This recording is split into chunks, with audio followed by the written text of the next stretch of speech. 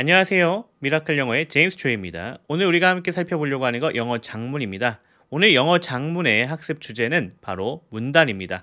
문단이 어떻게 구성되어져 있고 그 다음에 문단을 어떻게 써야 되는지에 대해서 우리가 확인해 보려고 하는데요. 영어에는요, 우리가 글을 쓸 때 가장 기초 단위는 당연히 단어일 거고 그 단어 다음에는 그것이 모여서 문장을 이루겠죠. 그리고 그 문장이 이루어져서 다 모이면 뭐가 됩니까? 문단이 됩니다. 그리고 그 문단이 모두 다 모이면 또 글로 되는 그런 형태가 될 수 있겠습니다.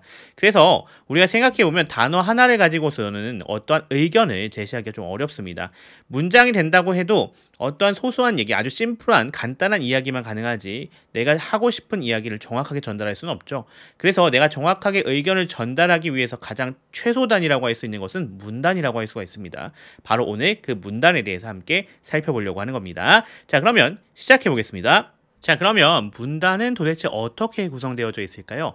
가장 대표적으로 우리가 말할 수 있는 것은 세 가지 구조로 구성이 되어져 있다고 하는 겁니다.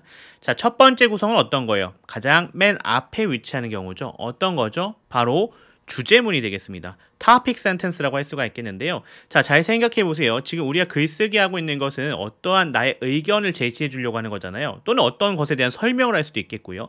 그렇다라고 한다면 내가 말하고자 하는 부분을 가장 맨 앞에 놔줘야 어떻게 할 수 있겠어요? 많은 사람들이 이해할 수가 있겠죠. 자, 우리가 글을 쓰는 이유는 물론 여러 가지 이유가 있을 수 있겠습니다만은 기본적으로 독자에게 내가 이야기하고 싶은 것을 전달하기 위한 것이죠. 자, 그러니까 우리가 맨 앞에 무엇을 구성하는 게 제일 편하다? 바로 topic sentence를 구성하는 것이 가장 좋다라는 얘기가 되겠습니다. 그리고 나서 그 topic sentence에 대해서 어떤 얘기를 해줘야겠어요? 내가 왜 그렇게 생각하는지, 또 내가 설명하려고 하는 것이 도대체 더 자세한 내용은 어떤 것이 있는지, 뭐 이런 얘기를 해줘야 될 거 아닙니까? 그것을 우리가 뭐라고 부릅니까? 본론이라 부를 수가 있겠죠. 바로 그것이 뭡니까? 발입니다. 그래서 문단에서는 항상 꼭 맨 앞에 주제를 갖다 놓고 그 뒤에 그것에 대해서 부연으로 설명해주고 있는 부분이 필요하다라고 하는 것이죠. 자, 그럼 그렇게 다 설명을 해주고 나면 어떻게 해야겠어요? 그것을 모두 다 합쳐서 정리해줘야겠죠. 그것이 바로 뭡니까? The concluding sentence입니다. 그러니까 맨 마지막에 결론을 내려주는 그런 부분이다. 이렇게 보시면 될 것 같습니다. 이게 가장 기본적인 문단의 틀이다. 이렇게 생각해 주시면 될 것 같아요. 그러니까 내가 글을 쓸 때 어떻게 해야겠다. 이 세 가지 구성을 잘 지키면서 글을 쓰는 연습을 해보는 것이 가장 좋겠다라고 말씀을 드릴 수 있겠고요. 자, 그리고 우리가 남이 쓴 글을 볼 거 아닙니까? 그때도 어떻게 보면 좋겠어요? 이 세 가지 구성이 어떻게 들어가져 있는지를 확인하면서 우리가 보면 좋겠죠. 그 부분을 생각해 보면서 오늘 직접 남이 쓴 글을 한번 분석해 보는 시간을 가져보려고 합니다. 자, 그러면 넘어가 보도록 하죠.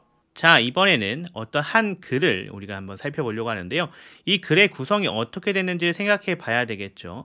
자, 그래서 영어를 보면서 쭉 연결해서 확인하시면서 글을 이해하시면 좋은데 혹시 영어가 조금 어려우셔서 독해가 잘 되시지 않는다라고 하면 좀 어려운 부분이 있을 수 있겠죠. 그래서 제가 한번 해석은 도와드리려고 합니다. 그리고 나서 그것에 대해서 영어로 한번 접근해 주세요. 제가 해석해 드리는 이유는 내용을 잘 이해하셔서 이걸 가지고 내가 어떻게 문장이 구성되어져 있고 문단이 구성되어져 있는지를 확인하려고 하는 거예요. 거기에 포인트를 잡아주시면 될 것 같습니다. 자, 그러면 같이 한번 살펴보기 시작하겠습니다. 자, 그러면 분석하면서 시작해 보도록 하겠습니다.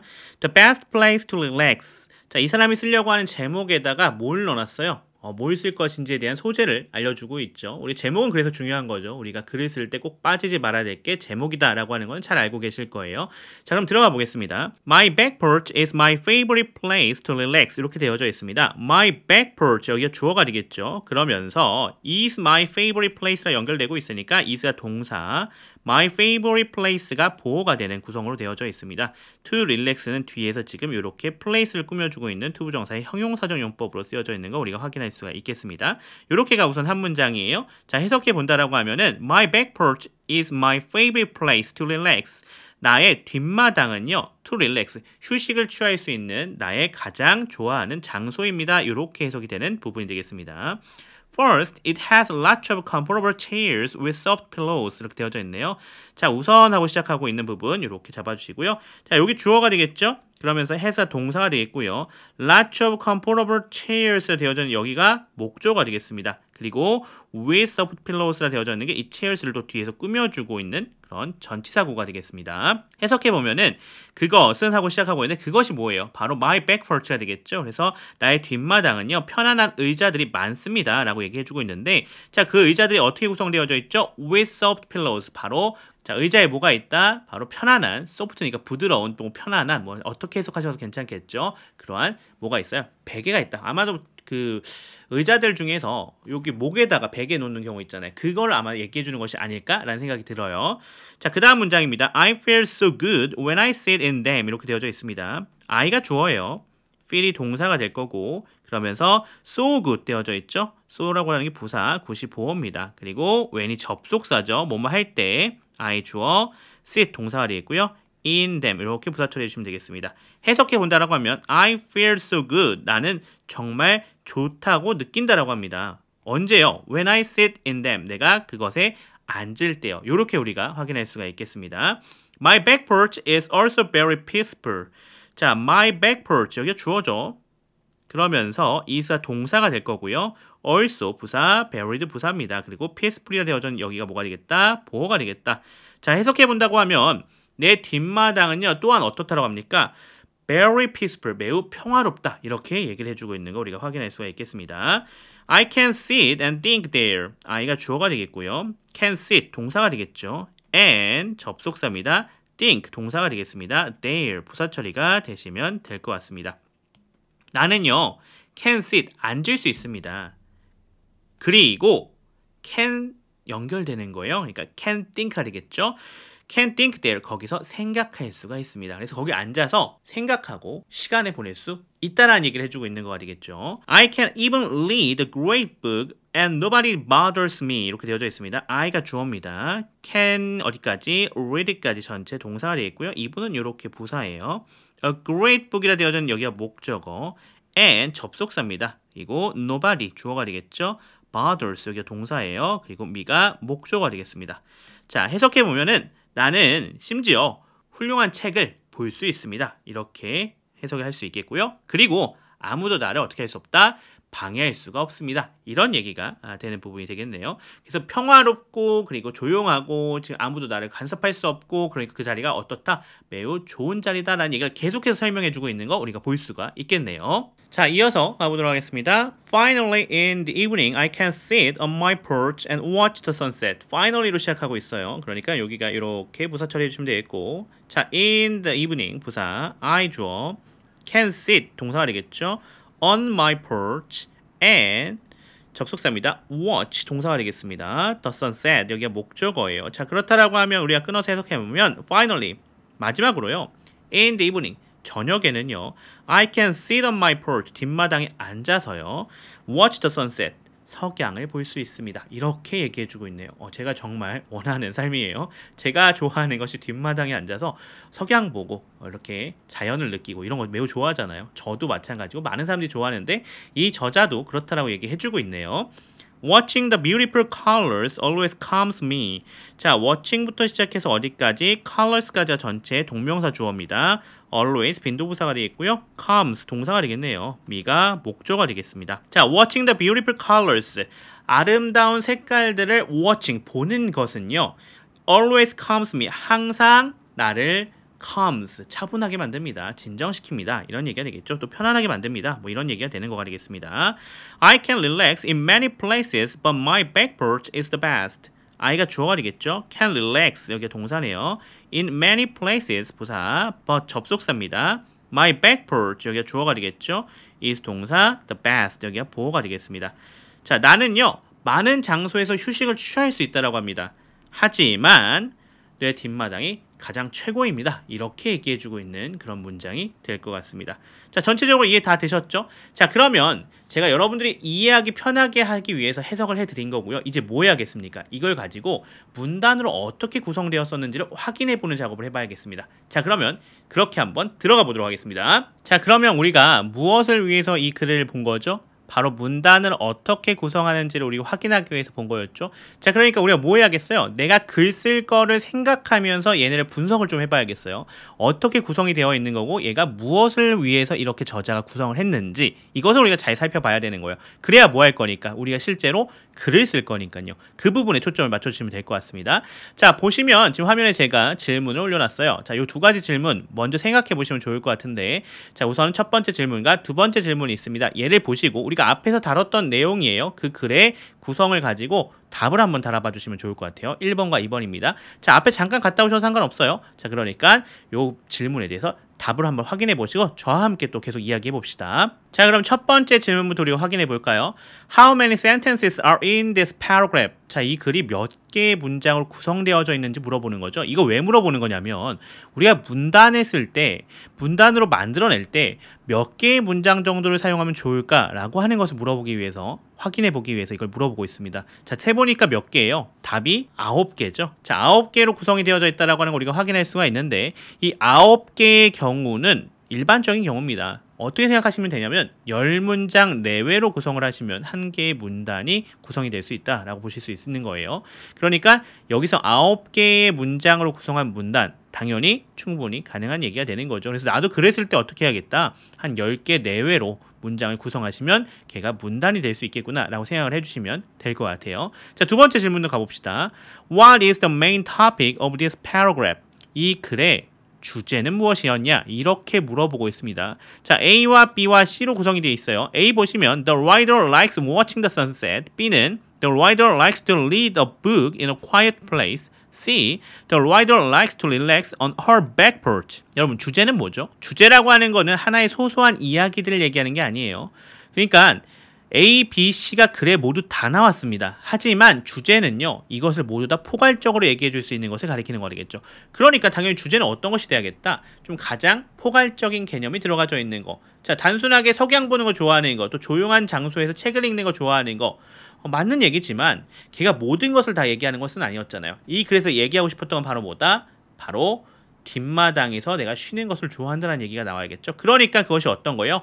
C에 해당이 되는 거 우리가 확인할 수가 있겠습니다. 그래서 The writer likes to relax on her back porch가 들어가야겠구나 라고 하는 것을 확인할 수가 있겠죠. 자, 이어서 세 번째 질문은 What is the first sentence of this paragraph입니다. 자, 이거 왜 질문할까요? 자, 빨리 돌아가서 첫 번째 문장 살펴보세요. 첫 번째 문장 한번 적어보시면 될 것 같은데 뭐라고 나와 있나요? 자, 이렇게 나와 있었을 거예요. My back porch is my favorite place to relax. 이렇게 써져 있었죠. 자, 이거 뭐가 비슷하죠? 2번에서 주제 물어봤었잖아요. 주제와 지금 3번의 답이 거의 유사한 거 확인하실 수 있겠죠? 즉 무슨 얘기다? 문단을 구성할 때 가장 중요한 거 어떤 거다? 가장 맨 앞에 주제문을 구성해 주는 것이 상당히 중요하다라는 얘기입니다. 그래서 우리가 주제를 쓰고 싶은 것은 가장 맨 앞에다가 뭐로 구성하는 게 좋은 거예요? topic sentence로 구성하는 것이 가장 좋겠다. 이렇게 말할 수가 있는 겁니다. 그것을 보여주기 위해서 2번과 3번 질문을 우리에게 물어본 겁니다. 알겠죠? 자, 네 번째 질문 가보죠. The writer gives examples of how her porch is relaxing. List the 4 things the writer does to relax on her porch. 자, 저자가요 우리에게 어떻게 뒷마당에서 휴식을 취하는지를 설명해 줬어요. 그렇죠? 그것을 한번 적어보라는 겁니다. 4가지가 있다라고 하네요. 4가지 방식이 있었으니까 그것이 무엇인지 한번 정리해 와달라고 하고 있습니다. 자, 잠깐 앞으로 가셔서 문장 읽어보시면서 어떤 것들이 있었는지 한번 정리해 보시면 좋을 것 같아요. 잠깐 시간 드리죠. 자, 어떻게 생각해 보셨습니까? 적어 보셨습니까? 자, 그러면 저와 함께 확인해 보도록 하겠습니다. 자, 어떤 것들이 있었어요? 4가지가 있었는데 첫 번째, The writer sits in comfortable chairs. 첫 번째 어떻게 한다? 의자, 편안한 의자에 앉는 것을 좋아한다. 그렇죠? 두 번째, The writer's back porch is peaceful. 어떻다는 걸 평화로운 것을 좋아하는 거였고요. 세 번째, The writer can read a great novel and nobody can bother him or her. 되어 있죠? 어떤 거죠? 저자가 훌륭한 소설을 읽는 것을 거기서 좋아해요. 그리고 그게 왜 좋은 거예요? 아무도 자기를 방해할 수 없기 때문인 거죠. The writer can watch the sunset. 그리고 석양 보는 것을 좋아한다 라는 얘기를 했었죠. 자, 얘네 뭡니까?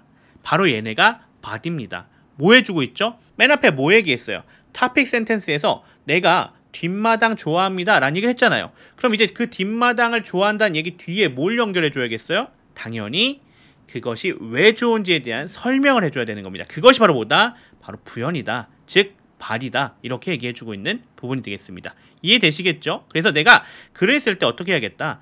주제를 쓰고 그 주제 뒤에 그것을 설명할 수 있는 다른 사항들을 예시가 될 수도 있겠고 아니면 뭐 추가적인 설명이 될 수도 있겠고 그런 것들을 좀 적어주는 더 바디를 구성해야겠다. 이렇게 보실 수가 있는 것이 되겠습니다. 이해되시겠죠? 자, 그럼 마지막으로 5번째, 6번째 질문 한번 해결해 봅시다.